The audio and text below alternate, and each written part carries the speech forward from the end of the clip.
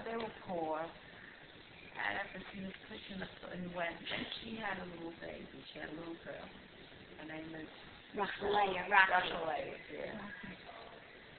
But when the baby was a little, maybe a year or two old, he was killed by an automobile. He was pushing a pushcart in the street. And so she was left a widow with a small child.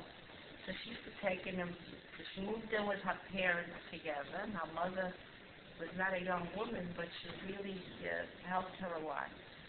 And she took an embroidery. She did hand embroidery at first until Rocky got a little older. When she started, I think, high school, she took a civil service test. She got, you know how she took the test? The test was given on Shabbos. And she didn't write on Shabbos, but she stayed in the classroom all day. I don't know where she stayed over, wherever it was. And when it got dark, she took the test and she passed it. And she worked, I think it was for the sanitation department in the office. So at first people used to pick her up and take her. Then she decided she was going to learn how to drive. By that time they had special attachments to the car. And she used to walk. They had 2 chains and she drove. She used hand manuals only. She couldn't use her legs. Her mother, who was old already, mother died. She was a special lady. Tante Ritza. That was my Tante Ritza. All those aprons with the embroidery that we have. I still have all the aprons with the embroidery. We all have Tante Ritza. And Connie is, Connie is Tante Ritza. Right, that's it. Right. And her named after something. She was a tzaddik. She was a tzaddik. She had her full faculties from the day she died. She was old, her body was deteriorating. She had, on her face, remember, she had cancer. Yeah. She had, what do they call it? Carcinoma. Yes, that's what she had. So whenever we come there, she'd say, she's suffering already, she said. You know, this little Emerson Schluff. I always remember that. What does that mean? She wanted to know already, you know, she was suffering, she was in pain. They didn't have any medications like they have now. Anyway, it was back to Jeanette. But her mother lived with her until she died. Her father had passed away, and her mother lived with her. Her father was a mashgiach. Yeah. He was Uncle David. Was he Uncle David? Then your grandfather took it over. In the Baldwin Farm, and it was the only and they made like $10 a week, but in order, your grandfather made $10 a week, but in order, I'm mixing up the stories here. Let me finish with Chandel, because I once said to her, you should be on This Is Your Life, because she really was unusual. She raised her daughter where she gave her every advantage that could given to a child. She used to take her on trips. She even took her overseas, I think. They had special groups that took these handicapped people on trips. Her daughter went with her. And her daughter, when she was little, they lived around the corner from us. That's how I know so much. And I grew up running in to see Chandel. I always liked her very much. And she had a sister who was younger, who was 4 years older than me. And I wasn't crazy about Sue. Who had a Chandel? Yes. Wait a second. There were 5 children in that family. She had a brother, Simcha. That was Sidney's honor. Yeah. Wait a second. These are Tante Ritza's children? 5 children. Yes. 5 children.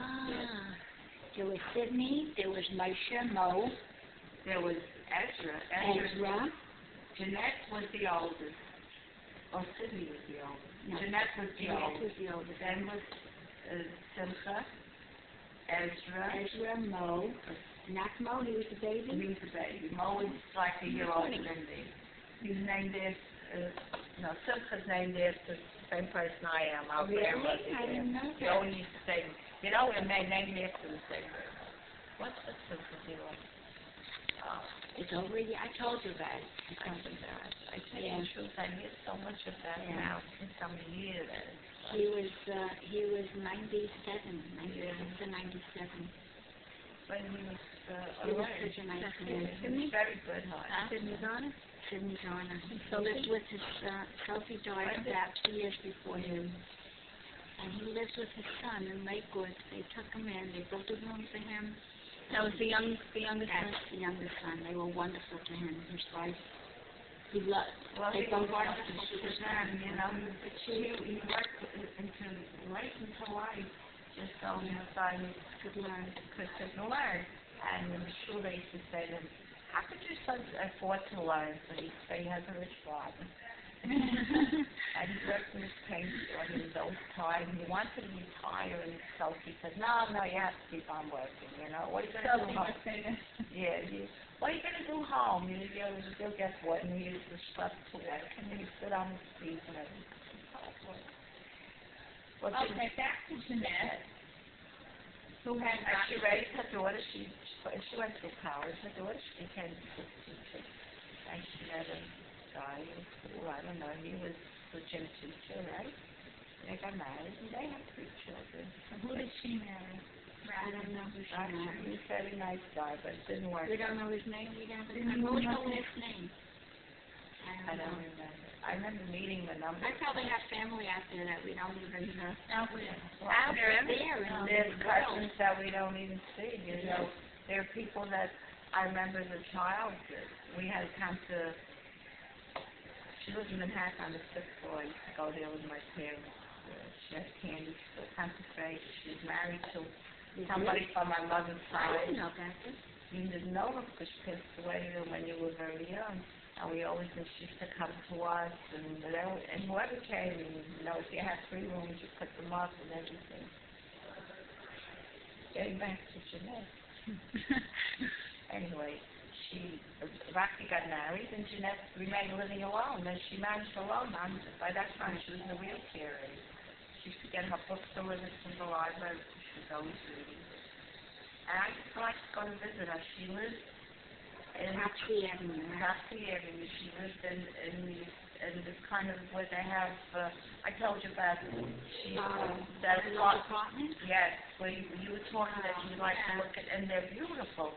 Those apartments. We ever in Sydney's apartment when he moved out of his house. In Far Rockaway? No, here in Brooklyn. He lived on Linden Boulevard. He lived in the big. And that's the kind of an apartment. Mitchell Loma. Mitchell. Nice. He had also Mitchell Loma. Yeah, Mitchell It Loma. was very nice. But she remained living alone all the years. She used to wheel herself out on the terrace. And Rocky had lived in that building when she moved in. When Rocky was married, and she lived there with her husband. But when they got divorced, Rocky moved out of there. But Jeanette remained living in that building. And Rocky used to come and bring her, supply her with food, whatever she needed. And she'd call up the grocery, they deliver her. You know, who used to go with me always to visit her was my friend Ruthie Katz. She grew up with her. And Ruthie always liked Jeanette. She remembers when they were younger. So whenever I called Ruthie, you want to go visit Jeanette? So we'd go visit and we'd bring her stuff. And we really enjoyed talking to her for a few hours. She's very bright and very interesting. And very upbeat. She was always Oh, upbeat. she was never depressed or anything. Yeah. Everybody liked her. But then she got very sick. And she had to. So she put in an application and what's that home that they have in Brooklyn? Like an old age home. That's the name of it. Hard to get in there. She was on the list. No, it wasn't a nursing home. It was but she couldn't make it. She died. She didn't want to have any surgery or anything. She didn't want to. She knew it would be the recovery, and she didn't want to burden her daughter. So she was the one that we started the story with the pink elephant. When I used to speak to her, she used to go and babysit with her handicapped feet. She used to babysit for her daughter, so she used to say to me, you know, when I go to my daughter's house, you know how I get along with her? I see a pink elephant in the living room. I say, seriously. And that's That's the very first pink elephant, and she doesn't know. She said about something the kids do. Whenever we disapprove of something. And I still believe in that. I believe in that. You know, there's nothing I can do to change their living ways or their, so whatever they want to do, as long as they let me live my way. Right? My mother-in-law always says,